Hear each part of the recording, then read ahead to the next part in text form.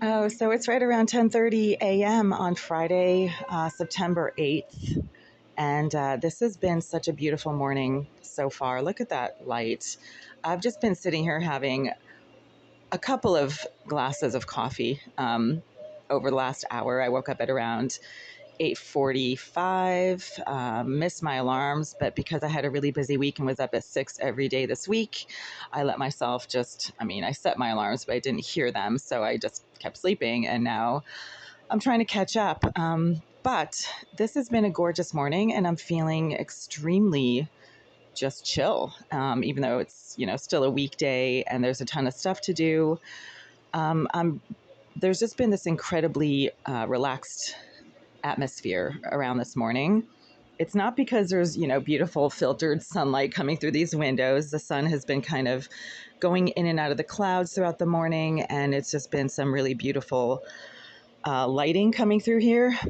And anybody who has a background in photography or visual arts, such as painting or drawing, knows that if you're going to be a good artist or a good photographer, you have to have a good eye for lighting. Lighting makes all the difference between a beautiful photograph or a beautiful painting and one that isn't.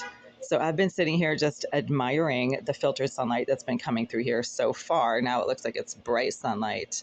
But there's also been a really chill kind of feeling this morning. Maybe because it's Friday. Maybe it's because it was my birthday week and I had a really awesome week with my dad driving up from Connecticut and staying at my sister's, and my sister going out of her way to make these fabulous birthday dinners and give some really nice birthday gifts and have myself and the rest of the family hang out with her and the kids throughout the week. It's been a lot of fun. And I've had two separate court cases that I had to attend this week, none of them because I did anything wrong, but because other people did wrong things to me and I had to be in court for that or file court action against them for that.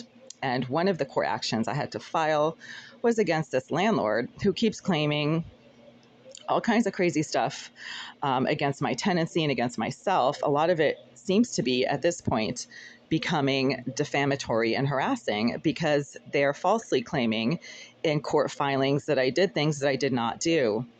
One of these things is they're claiming I failed to pay rent between May 2022 and now. And that's a lie, because they filed in July of 2022 a baseless and defamatory and illegal retaliatory for-cause legal case against my tenancy, which was in court for 10 months. And during those 10 months, they completely refused to accept any and all rental payments, even though in August of 2022, I offered them $4,000 in rental payments, which at the time was the full amount owed. So they're just stupid.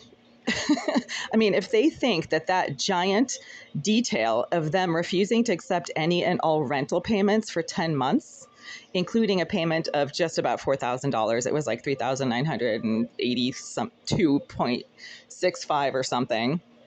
If they think that that giant glaring detail, which isn't a detail, it's basically the main premise of why I couldn't pay rent for 10 months. If they think that that's going to just be swept under the rug and their current case is going to hold any water legally, then they're just really stupid. I mean, I keep saying this in multiple videos. They are beyond stupid. And they're stupid because they lie. So stupid people lie because lying is their only tactic to have any validity. When you're stupid, there's nothing valid about your arguments. There's nothing valid about your logic. You're stupid, right? So stupid people have faulty logic. And this landlord is stupid. They keep claiming all kinds of false and defamatory, accusations against me and my tenancy, which don't hold water and do not hold up to scrutiny, really, right? Like their claim that I failed to pay rent for over a year when they're the ones who refused to accept any and all rental payments for 10 months. And they also refused to make any repairs in the unit. Inspectional services came here multiple times and required the landlord to make repairs, which were never made. And that's a fact. That's easily verifiable. You just need to look up records and inspectional services citations, which I have the paperwork for. Anytime an inspectional services inspector comes in here, I get a copy of the paperwork. So even if somebody is trying to digitally like alter inspectional services records for this building or for this unit, I have the actual hard copies and I keep those. I don't throw them out. I don't lose them. I keep them in a special folder. So all I need to do is whip them out, bring them to court and say, look, this is what the facts are. This landlord is a liar. And they're, you know, they make up stories because they don't have any other basis for any legal action against my tenancy. When people have to lie and blatantly lie and omit gigantic glaring facts in order to bring any kind of legal action against you, then they're desperate and stupid. And this landlord is desperate and stupid, clearly, at this point. So I have absolutely no issues with the case that they just filed because it is so blatantly false. And it has nothing to do with any kind of decision that I made or did not make to pay rent. I was making every effort to pay rent in good faith and offered the landlord just about $4,000, which they refused. So that's on them. And then moving forward after that refusal, they refused to accept rent for 10 months. That has nothing to do with me. That was their decision. And they know that. And the court knows that. And there's records to prove that. So I just don't know what their deal is. They're obviously just trying anything. They're throwing everything they can at the wall and hoping that some of it will stick. And that's a tactic of desperation and also stupidity because it's just sloppy and it doesn't hold water ultimately. When you're just desperately trying to throw anything and everything, including the kitchen sink at the wall and hoping that it'll somehow stick, you're just sloppy, you're just stupid, you're just desperate, and you're illogical.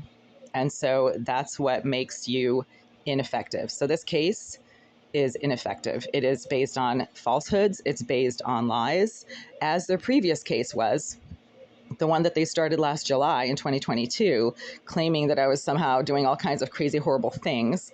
That case was dismissed because there was absolutely no factual basis for it, and it was never going to hold any water in court. That's why it never even made it to court. It was just sitting there for 10 months in the system. And this one that they filed yesterday is exactly the same thing. They are completely hoping that the giant elephant in the room, which is the fact that they chose to not accept rent for 10 months. That's why the rent got so big, because they were refusing to accept any and all payments, claiming that it would create a new tenancy and they didn't want to create a new tenancy. Well, that's on them. That's not on me. And now they're refusing to cooperate with my efforts and my housing agent's efforts to secure funding to pay rent, not just now, but moving forward. They're refusing to cooperate with that process while hoping that all of their accusations about how I'm negligently not paying rent will somehow hold water in court, and it won't. Because we still live in a world where facts, speak for themselves. And hopefully if the judiciary, meaning the judges, are not too corrupt, they will see that. They will see that the facts of the case speak for themselves. And the facts of the case are not what the landlord claims in their most recent court filing. They're just desperate, and that's clear. So that's on them. And I'm not feeling any kind of concern about that whatsoever, because as a trained research scientist who worked for 18 years as a master's level scientific researcher, 14 of them at Harvard Medical School and another 4 or 5 in the biotech and pharmaceutical industry, I have absolute faith in facts, in verifiable, physical, quantifiable phenomena that scientists always look for when running experiments. You're looking for quantifiable phenomena.